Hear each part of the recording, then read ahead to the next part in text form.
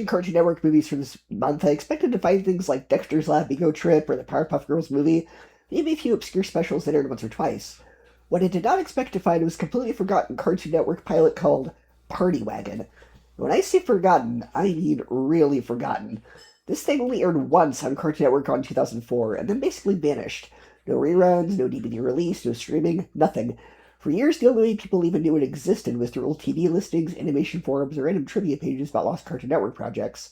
It almost felt like one of those weird lost media situations. But the full pilot is actually online free on YouTube, which is how I was finally able to watch it researching for this video.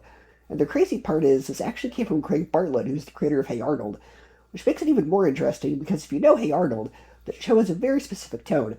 It's cozy, it's slice of life. It's about kids growing up in a city dealing with friendship, school problems, and the occasional deeply emotional episode that makes you question your entire childhood. Party Wagon is the exact opposite of that.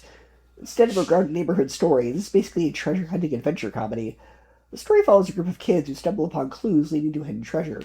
Instead of telling any adults, they decide to turn to an old van, the titular Party Wagon, to their mobile headquarters and go on a road trip style adventure to find the treasure themselves, which already feels like a great setup for a show. It's the Oregon Trail, but in modern day. You've got the mystery element, the adventure element, and the comedy of a bunch of kids who clearly have no idea what they're doing, trying to solve clues and chase treasures across the country. The whole thing has a really strong Goonies meets Indiana Jones vibe, which is honestly a pretty great concept for a Cartoon Network series, because you can immediately imagine the structure of the show. Every episode could have been a new location, a new puzzle, a new rare rival treasure hunter, or some strange historical mystery the kids have to solve. Maybe prototype gravity falls or something like that. That's the kind of premise that can run for years. And another thing that really surprised me watching the pilot is the voice cast, because they actually got some pretty recognizable actors involved. One of the characters is voiced by Sean Astin, who most people know as Samwise Gamgee from Lord of the Rings. And even more surprising, one of the kid characters is voiced by Josh Hutcherson. Seeing both of them pop up in a random Cartoon Network pilot that ever became a show was honestly kind of crazy. But the real standout character is this character voiced by Carolyn Lawrence, who most people know as Sandy Cheeks on SpongeBob. Her character looks like someone mashed together Wednesday Addams and olive oil, and her entire gimmick is that she only speaks in dramatic Shakespearean insults, and it's hilarious. Every time she talks, it's some elaborate Shakespeare-style roast aimed at one of the other characters. Half the time the other characters don't even understand what she's saying, but the delivery alone makes it funny. She honestly steals almost every scene she's in. Another thing that stood out to me watching this is the humor. There are a lot of quick jokes that clearly feel like they're aimed at the older viewers. The kind of jokes that probably would fly right over kids' heads but make the adults laugh. That was actually pretty common in early 2000s cartoons.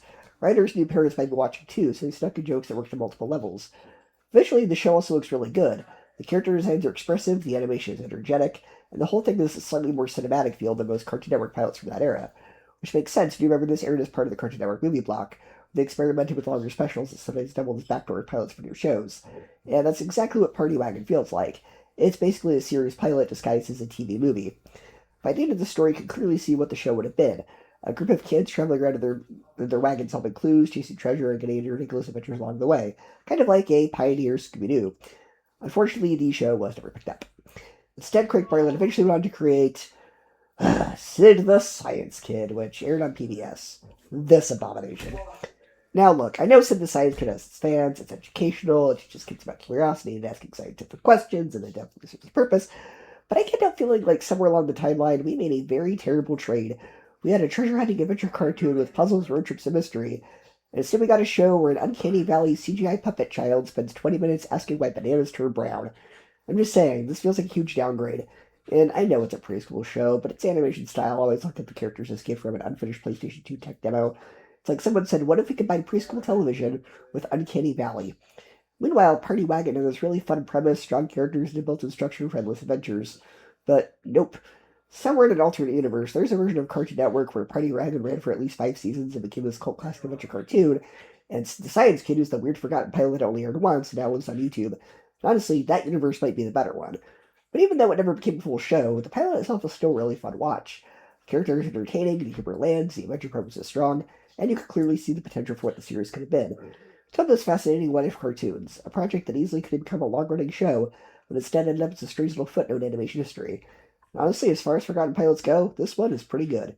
So if you're into obscure animation history, you just want to see one of the weirdest lost Cartoon Network experiments ever made, Party Wagon is absolutely worth checking out.